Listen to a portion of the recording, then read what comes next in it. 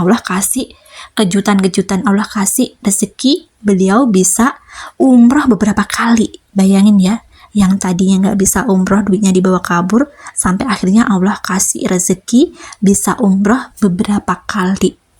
Bismillahirrahmanirrahim. Assalamualaikum warahmatullahi wabarakatuh. Selamat datang kembali di channel kami, sahabat muslim dimanapun Anda berada. Baik sahabat muslim, seperti yang saya janjikan, saya akan menceritakan bagaimana kisah salah satu teman kami yang bangkit dari keterpurukan berkah sholawat. Baik sahabat semua, jadi beliau ini tuh awalnya pingin banget umroh. Jadi beliau ini pingin umroh. Beliau bekerja keras dong, karena beliau ini udah nggak punya orang tua. Jadi beliau bekerja keras sendirian buat bisa umroh, ya. Dia bekerja mencari biaya untuk dirinya sendiri. Begitu juga dengan adiknya bekerja untuk biaya dirinya, ya. Jadi ini ceritanya kakak adik. Si kakaknya ini yang diamanahi untuk membawakan uang adiknya yang rencananya mau dipakai umroh bareng sama kakaknya itu. Terkumpullah teman-teman semua sebanyak 70 juta.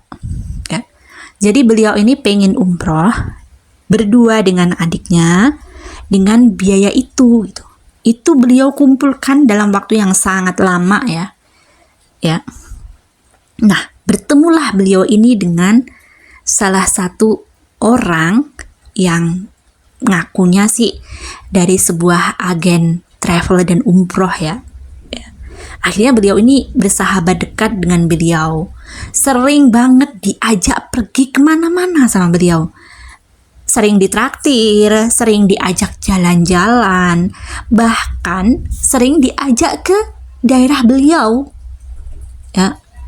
Beliau ini senang dong ketemu dengan orang itu, apalagi orang itu tuh seperti ibunya sendiri. Baik banget sama si B ini, baik banget. Udah kayak ibunya lah baiknya. Nah, akhirnya si B ini percaya dong sama si ibu tersebut.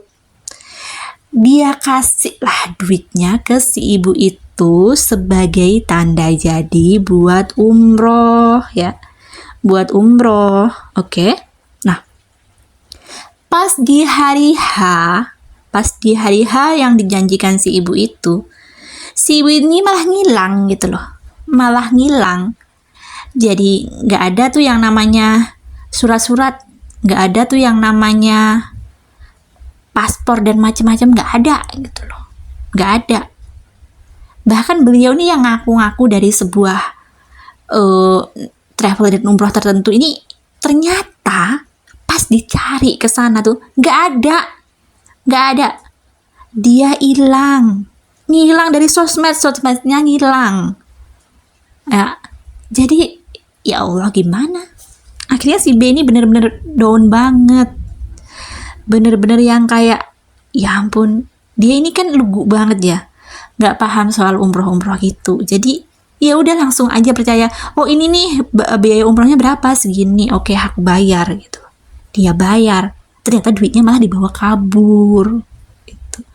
Nah, ya bocah ini tuh akhirnya dalam posisi yang ya Allah mesti gimana. Untungnya beliau ini ketemu dengan seorang ustadz. Sama si ustadz itu disuruh ke pondok dia. Udahlah, sementara kamu menenangkan diri di pondok saya gitu. Jadi nanti kamu ikut aja semua kegiatan seperti kegiatannya para santri di pondok saya. Jadi mulai dari bangun subuh, ikut pengajian dan segala macam, pokoknya seperti rutinitasnya si para santri itu gitu. Dia ikutin semuanya. Akhirnya di situ beliau ini dapat satu pencerahan, satu keyakinan bahwa ya udah, semua ini terjadi atas kehendak dan izin Allah gitu loh.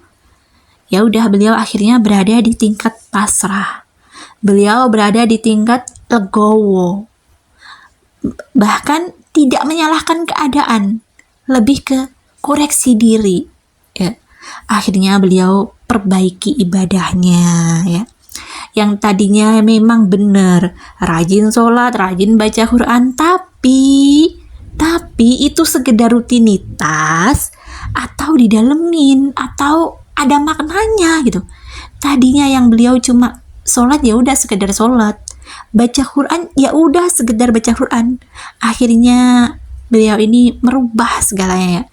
Kalau baca Quran nggak cuma sekedar bacaannya doang gitu loh, tapi juga dihayati, dipahami, dicari tahu apa sih maksud dari pesan yang dia baca ini, apa sih maksud dari ayat yang dia baca ini. Nah itu mulai dia pelajarin pelan-pelan, mulai dia pahamin. Sholatnya juga yang tadinya yang penting gugur kewajiban mulai dibenerin, bacaannya mulai dibenerin, terus sholat rukun-rukunnya dipelajarin lagi.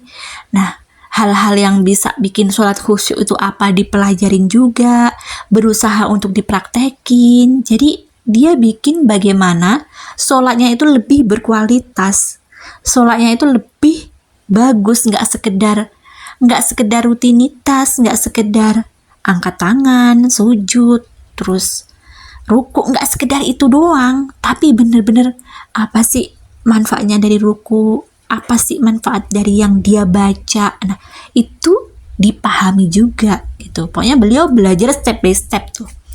Akhirnya beliau ini 3 bulan ada di tempat si ustaznya ini untuk memperbaiki diri, untuk koreksi diri, untuk memperbaiki lagi ibadah-ibadahnya. Dan beliau mendapatkan sebuah amalan untuk memperbanyak sholawat. Kan lagi-lagi nih sholawat. Amalan yang lain nih belum tentu Allah terima, tapi kalau amalan sholawat, mau riak sekalipun, mau niatnya itu buat dunia atau apapun, itu sama Allah langsung diterima ya. Mana ada amalan yang sehebat itu ya kan. Kalau amalan yang lain tuh kan pakai disaring dulu, dilihat nih ikhlas enggaknya nih. Nah, sementara si sholawat ini bahkan enggak ikhlas sekalipun, itu sama Allah diterima. Akhirnya beliau ini mulai rutinin sholawat, dia perbanyak sholawat. Enggak berapa lama, entah gimana ceritanya ya, Allah tuh memang kayak sengaja apa ya, kadang-kadang tuh kayak bem ke bawah dulu, cuma mau diangkat gitu loh, kayak dibikin surprise gitu, kayak ini loh kejutannya dari kesabaran kamu, ini loh buahnya dari ujian kemarin itu, seolah-olah kayak gitu. Nah beliau ini tiba-tiba pas di bandara, pas mau pulang ke kotanya lagi, jadi kan itu beda kota ya, kotanya dengan kota si ustadz itu beda ya. Jadi ketika beliau ingin kembali ke kotanya, waktu di bandara tiba-tiba ketemu sama orang yang udah lama banget beliau ini nggak pernah ketemu gitu, sama kenalan lama gitu. Nah beliau ini tuh ngomongin tentang ibadah si umroh, mau nggak kamu umroh, tiba-tiba kayak gitu loh. Gimana mau umroh, lawang kondisi aja minus gitu kan kata dia, kondisi keuangan aja lagi gonjang-ganjing, gimana mau umroh gitu. Terus akhirnya si beliau ini ngasih jalan keluar, oh ya udah, kamu kalau misalnya mau umroh, ini nih ada jadwal tanggal sekian, kamu bisa bayar sekian. Nah ini prosedurnya dan segala macamnya dikasih tahu sama si orang itu. Nah akhirnya beliau ini dengan jalan yang Allah kasih, beliau bisa menunaikan ibadah umroh. Bahkan nih kabar baiknya, setelah beliau pulang umroh, beliau ini malah direkrut kerja sama sebuah agen tour and travel. Dan beliau di situ tuh kerjanya Masya Allah banget. Beliau ini beberapa kali ditunjuk sebagai tour leader ya. Jadi malah beliau ini yang tadinya itu umroh itu kayak cuma ya udah sih ibadah umroh itu hanya untuk bersenang-senang, hanya untuk berjalan-jalan. Jadi beliau sempat cerita ya, awalnya beliau ini pergi umroh itu cuma ya udah teman-teman pada umroh nih, aku juga umroh. Nah niatnya cuma kayak gitu doang gitu loh, bukan yang niatnya pengen beribadah lebih banyak, yang pengen mengikuti sunnah Rasul dan segala macam, bukan yang niat-niat kayak gitu, bukan, tapi niatnya kayak semua teman-teman pada ke sana, ya udah deh ke sana, nah gitu. Sampai akhirnya beliau menemukan niat-niat baru, memperbaiki niat-niatnya lagi gitu. Dan Allah kasih kejutan-kejutan, Allah kasih rezeki, beliau bisa umroh beberapa kali. Bayangin ya, yang tadinya nggak bisa umroh, duitnya dibawa kabur, sampai akhirnya Allah kasih rezeki bisa umroh beberapa kali. Masya Allah, tuh kan. Itu karena salah satunya beliau rajin sholawat gitu.